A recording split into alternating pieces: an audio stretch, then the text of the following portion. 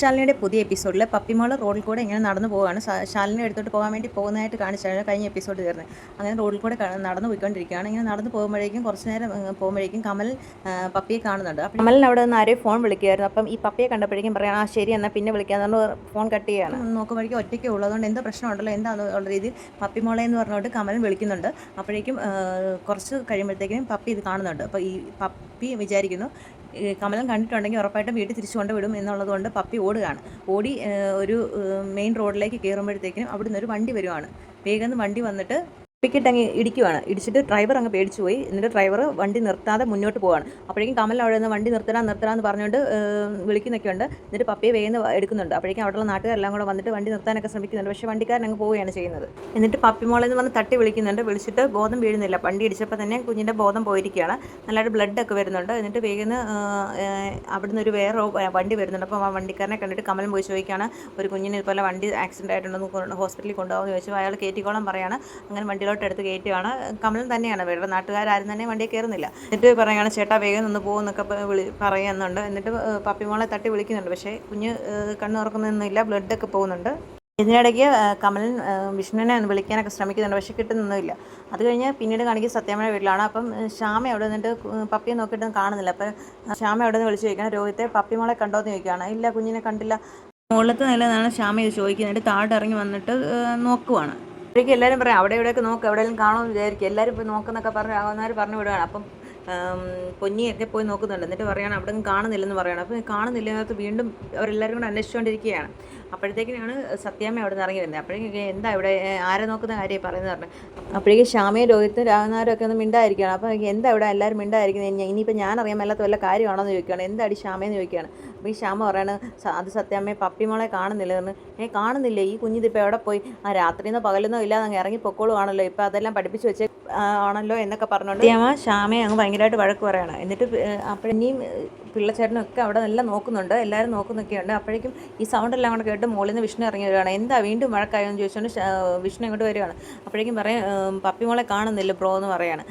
പപ്പിമോളെ കാണുന്നില്ല, എവിടെ പോയി മോളെന്ന് ഉള്ള രീതിയിൽ പിന്നെ അങ്ങ് അന്വേഷിക്കാനായിട്ട് വിഷ്ണു കൂടെ ഇറങ്ങുകയാണ്. അപ്പോൾ അവിടെ എല്ലാം നോക്കുകയാണ്. അപ്പോൾ സത്യം പറയണേ, ഇപ്പം രാത്രിന്നോ പകലൊന്നും ഇല്ലാതെ അങ്ങ് ഇറങ്ങി നടന്നേക്കാണല്ലോ, തന്നിഷ്ടത്തിന് പോവുകയാണല്ലോ എന്നൊക്കെ പറഞ്ഞ് വീണ്ടും പപ്പിയെ വഴക്ക് പറയുന്നില്ല, ശ്യാമയോടാണ് പറയുന്നത്. രാത്രിയെന്നോ പകലെന്നോ ഇല്ലാതെ ഇങ്ങനെ ഇറങ്ങി നടക്കുക, ഇനി പോലീസ് സ്റ്റേഷനിൽ പരാതിയായിട്ട് എന്നാൽ അവർ വിചാരിക്കും നിങ്ങളുടെ കൊച്ചുമോക്ക് ഇതേ ഉള്ള പരിപാടി എന്നുള്ള ചോദ്യം അവർ ചോദിക്കും എന്നൊക്കെ പറഞ്ഞ് ഭയങ്കരമായിട്ട് സത്യാമ്മ ദേഷ്യപ്പെട്ടുകൊണ്ടിരിക്കുകയാണ്. ഇത് കേട്ടിട്ട് വിഷ്ണു പറയണം, അമ്മയൊന്നും മിണ്ടായിരിക്കുന്നുണ്ടോ കുഞ്ഞിനെ നോക്കാനുള്ളതിനെന്ന് പറഞ്ഞ് ഇങ്ങനെ ദേഷ്യപ്പെട്ട് സത്യാമ്മയോട് പറയുമ്പോൾ പിന്നെ കുറച്ച് സമയം മിണ്ടാതിരിക്കുന്നുണ്ട്. ശ്യാമയും രോഹിത്തും എല്ലാം മുറ്റത്തെല്ലാം നോക്കിക്കൊണ്ടിരിക്കുകയാണ്. എന്നിട്ട് രാഘവൻ നായർ ദേഷ്യപ്പെട്ടവരാണ്, ഒരു കുഞ്ഞ് ഇവിടുന്ന് ഇറങ്ങിപ്പോയിട്ട് അറിയത്ത് പോലും ഇല്ലാതിരിക്കുക, എത്രയ്ക്കുണ്ട് ഇവിടുത്തെ ഉള്ളവരുടെ ശ്രദ്ധ എന്നൊക്കെ പറഞ്ഞു രാഘവൻ നായരും വഴക്ക് പറയുകയാണ്. അപ്പോൾ എല്ലാവരും ഇത് കേട്ടിട്ട് മിണ്ടാതെ അങ്ങ് നിൽക്കുന്നതേ ഉള്ളൂ. അപ്പോഴേക്കും സത്യാമ്മ പറയുകയാണ്, ഇനിയിപ്പോൾ ഇവിടെ അങ്ങനെ വെളിയിലെങ്ങനെ ഒളിച്ചു വല്ല ഇരിപ്പുണ്ടോ, ചിലപ്പോൾ അവൾ നമ്മളെ പറ്റിക്കാൻ വേണ്ടി അങ്ങനെയൊക്കെ ചെയ്യും എന്നൊക്കെ പറഞ്ഞുകൊണ്ടിരിക്കുകയാണ്. പിന്നീട് കാണിക്കുന്ന ഹോസ്പിറ്റലാണ്. കമലൻ കുഞ്ഞിനെ കൊണ്ടുവന്ന് ഹോസ്പിറ്റലിലാക്കിയിട്ടുണ്ട്. പപ്പിയെ ഹോസ്പിറ്റലാക്കി തലയിൽ മാസ്ക് ഒക്കെ വെച്ചൊരു ഹോസ്പിറ്റലിൽ ഒരു ICU റൂമിലാണ് കാണിക്കുന്നത്. അവിടെ ഇരുന്നുണ്ട് കമലൻ വിഷ്ണുവിനെ വിളിക്കുന്നുണ്ട്. ആ ടൈമിൽ വിളിക്കുമ്പോൾ വിഷ്ണുവിനെ കിട്ടുന്നുണ്ട്. കമലൻ പറയുകയാണ്, ആശാൻ ഇതെവിടെയാണ്, ആശാൻ അത്യാവശ്യമായിട്ട് ഹോസ്പിറ്റലിൽ വരെ വരണം, പപ്പിമോൾക്ക് ഒരു ആക്സിഡൻറ്റ് ഉണ്ടായി എന്ന് പറയുകയാണ്. ഇത് കേൾക്കാൻ വിഷ്ണു, പപ്പിമോൾക്ക് ഇതെങ്ങനെ സംഭവിച്ചു, നീ ഇപ്പോൾ ഇത് എവിടെയാണ്, അവർക്ക് വല്ല കുഴപ്പമൊന്നും ഇല്ലല്ലോ എന്നൊക്കെ പറയുകയാണ്. ഇത്രയും പറഞ്ഞിട്ട് സൗണ്ട് പോലും പുറത്തോട്ട് വരുന്നില്ല. അപ്പോഴേക്കും പറയണം, ആശാൻ അതൊക്കെ വരുമ്പോഴത്തേന് ഞാൻ പറയാമെന്ന് പറയുകയാണ്. അപ്പോഴേക്കും ഫോൺ എന്നിട്ട് കമലൻ കട്ട് ചെയ്യാണ്. അപ്പോഴേക്കും സത്യാമ്മയും രാഘവനാരൊക്കെ ചോദിക്കുകയാണ്, എന്താ പറ്റിയെന്ന് ചോദിക്കും. പറയുന്നത് ആദ്യം ഒന്നും തന്നെ പറയുന്നില്ല, പിന്നെ നിർബന്ധിച്ച് പറയാം, എന്താണെന്ന് പറയണമെന്ന് പറയുമ്പോഴത്തേക്കും പറയും, അത് പപ്പിമോൾക്ക് ഒരു ആക്സിഡൻറ്റ് ഉണ്ടായി, ഇപ്പോൾ ഹോസ്പിറ്റലിൽ നിന്ന് വിളിച്ച് പറഞ്ഞാൽ കുഴപ്പമൊന്നും ഇല്ലയെന്ന് പറയുകയാണ്. ഇത് കേട്ട് സത്യാമ്മയും രോഹിത്തും രാഘവനാരും ഒക്കെ അന്തം വിട്ടിങ്ങനെ നിൽക്കുകയാണ്. പിന്നീട് അവരും കൂടെ ഹോസ്പിറ്റലിലേക്ക് എത്തുകയാണ്. എല്ലാവരും കൂടെ ഹോസ്പിറ്റലിൽ വരുന്നുണ്ട്. എന്നിട്ട് കമലിനോട് ചോദിക്കുകയാണ്, എന്താ പറ്റിയെന്ന് ചോദിക്കുമ്പോഴത്തേനും പറയുകയാണ്, ഇങ്ങനെ റോഡിൽ കൂടെ പപ്പിമോൾ നടന്നു പോകണം, അപ്പം ഞാൻ അവിടെ നിന്ന് പപ്പിമോളെ നിന്ന് വിളിച്ച സമയത്ത് ഒരു വണ്ടി വന്ന് ഇങ്ങനെ ആക്സിഡൻ്റ് ആയെന്നുള്ള രീതിയിലൊക്കെ പറയുകയാണ്. അപ്പോഴേക്കും സത്യാമ്മ അവിടെ നിന്നിട്ട് ഈ കണ്ണാടിച്ചിൽ കൂടെ മോളെ നോക്കിയോ എൻ്റെ മോളെന്നൊക്കെ പറയുകയാണ്. അങ്ങനെ വിഷമിച്ചുകൊണ്ടിരിക്കുകയാണ്. ശ്യാമയാണെങ്കിലും ഭയങ്കരമായിട്ട് അങ്ങ് കരയുകയാണ്.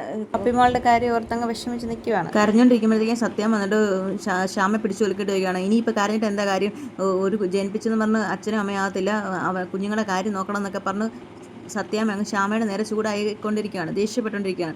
ഇത് കേട്ടിട്ട് രോഹിത്തിനൊക്കെ ദേഷ്യം വരുന്നുണ്ട്. എന്നാലും ഹോസ്പിറ്റലായതുകൊണ്ട് ഒന്നും മിണ്ടാതെ അങ്ങ് നിൽക്കുകയാണ്. വിഷ്ണു അപ്പോഴത്തേക്കും പറയണം, മതി അമ്മ ഒന്ന് നിർത്തിയത് ഹോസ്പിറ്റലാണെന്ന് പറയുകയാണ്.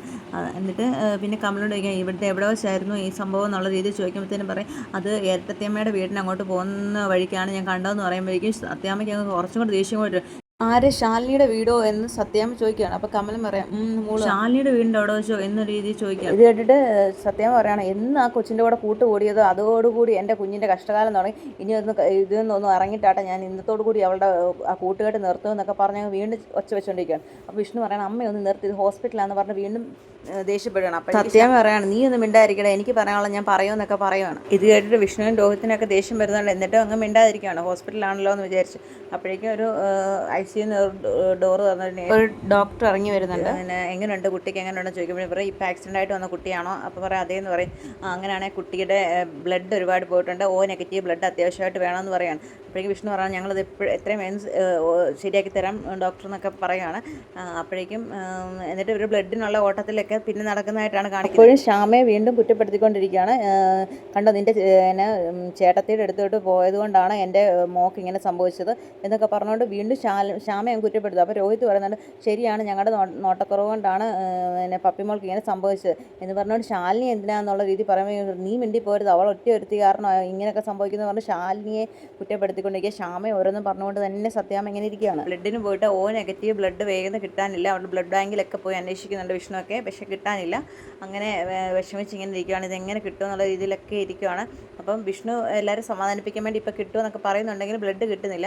അങ്ങനെ നിൽക്കുന്ന സമയത്താണ് ശാലിനിയെ വിളിച്ച് ശ്യാമ ഈ കാര്യങ്ങൾ പറയുന്നത്. ഹോസ്പിറ്റലിൻ്റെ വെളിയിലേക്ക് പോയി ശ്യാമ പോയിട്ട് ശാലിനിയുടെ ഫോണിൽ വിളിച്ചിട്ട് പറയുകയാണ്, കുഞ്ഞേച്ചി പപ്പിമോൾക്ക് ഒരു ആക്സിഡൻ്റ് ആയി, അത്യാവശ്യമായിട്ട് O- ബ്ലഡ് വേണമെന്ന് പറയുമ്പോൾ പേടിച്ച് പോവുകയാണ്. ഇപ്പോൾ ആക്സിഡൻ്റ് ആയെന്ന് പറയുമ്പോഴത്തേക്കും ഞങ്ങൾ പേടിച്ച്, ഞാനിപ്പോൾ ഇതേ വരുന്നെന്ന് പറഞ്ഞുകൊണ്ട് വേഗം ശാലിനി ഹോസ്പിറ്റലിലേക്ക് വരാൻ പോവാണ്. അപ്പോൾ തന്നെ ശ്യാമ പറയേണ്ട കുഞ്ഞേച്ചിയുടെ അടുത്തോട്ട് വന്ന വഴിക്കാണ് പപ്പിമോൾക്ക് ഇങ്ങനെ സംഭവിച്ചത്, അതുകൊണ്ട് സത്യാമ്മ ഇവിടെ ഇങ്ങനെ ഉറഞ്ഞുള്ളി നിൽക്കുക എന്നുള്ള രീതിയും പറയുന്നൊക്കെ ഉണ്ട്. അപ്പോൾ ശാലിനിയുടെ ബ്ലഡ് O- ആണ്, വിഷ്ണുവിൻ്റെ O- ആണ്.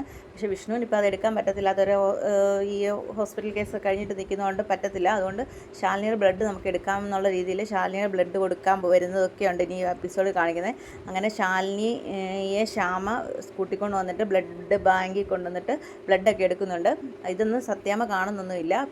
എന്നിട്ട് വീണ്ടും ഇവർ ബ്ലഡ് ഇവിടെ ബാക്കിയുള്ളവരെല്ലാം അന്വേഷിച്ചുകൊണ്ടിരിക്കുന്നുണ്ട്. അപ്പോൾ ആ ഒരു ടൈമിൽ തന്നെ ശാലിനി വന്ന് ബ്ലഡ് കൊടുത്ത് കഴിയുന്നുണ്ട്. അത്രയും കൊണ്ടൊക്കെയാണ് ഈ എപ്പിസോഡ് തീരുന്നത്. ഇനിയിപ്പോൾ നാളത്തെ എപ്പിസോഡിൽ സത്യാമ്മ ശാലിനിയെ കാണുമോ എന്തൊക്കെയാണെന്നുള്ളത് നമുക്ക് കണ്ടറിയാം. അപ്പോൾ അടുത്തൊരു റിവ്യൂ കാണാം. അതുവരേക്കും ബൈ. ഷിജന ഷാമോൻ.